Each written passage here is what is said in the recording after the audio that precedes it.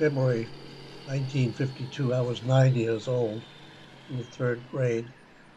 The road past Happy Farm, Grand Army Road, was solid, full of snow, no traffic, no plows, no nothing. The only highway in town that eventually became open during the storm was Mills Road and East River Road.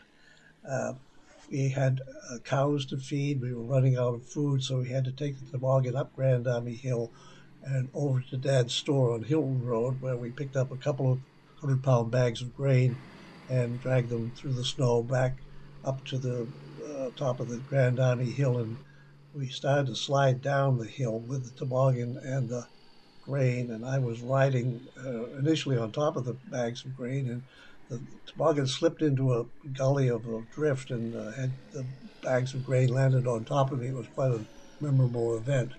It was a very long time. It seemed like a couple of days before the highway was finally broke open.